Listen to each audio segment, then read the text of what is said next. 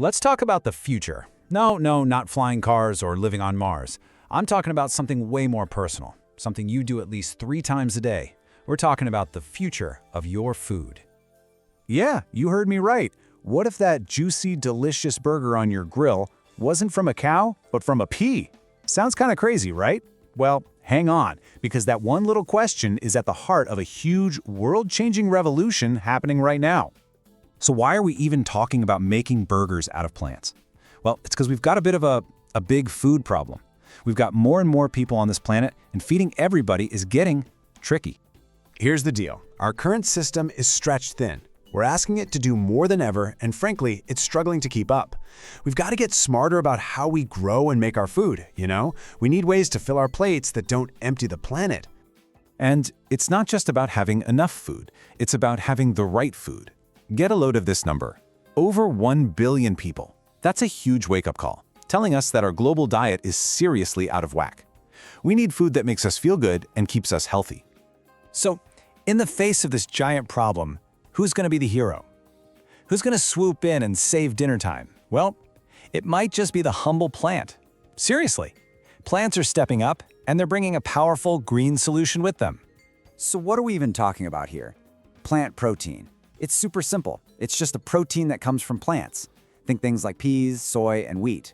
And this is the stuff that companies are using to make everything from the powder in your smoothie to that burger we keep talking about. And why are these plant superheroes so awesome? Well, it's a total win-win. For our bodies, they're often lower in things like fat and cholesterol. And for the planet, oh man, it's a huge deal. They use way less water and land. So it's healthier for you, and it's healthier for the earth. What's not to love? Now, you have to understand, this isn't some small trend that's just happening in a few cities. This is a boom, a massive global explosion. There is so much money and so many smart people pouring into this space right now, it is absolutely raining green.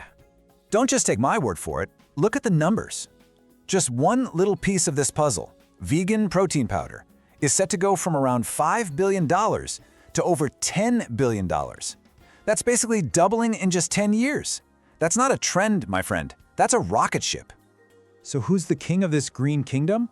Well, for now, it's soy. It's the big one, making up almost half the market. But keep your eyes on the others. Pea protein, wheat protein, they're coming up fast, and they're all in the race to become the next big thing. And this quote right here, from a top guy at Cargill, one of the biggest food companies in the world, this tells you everything. They're not just messing around. They're focused on one thing, getting these products onto every grocery store shelf and into your kitchen. They are in this for the long haul. Okay, but it's not all easy. Like any good superhero story, our hero has some challenges to face. There are some pretty big hurdles to jump over before these plant-based foods completely win over our hearts and our stomachs. Welcome to the main event, the food face-off. In one corner, we have what we all know and love about meat, that amazing taste, that juicy texture. And in the other corner, we have the challenge, making plants taste and feel just like that. Oh, and they also have to get the price right. It's a tough fight. Because here's the bottom line.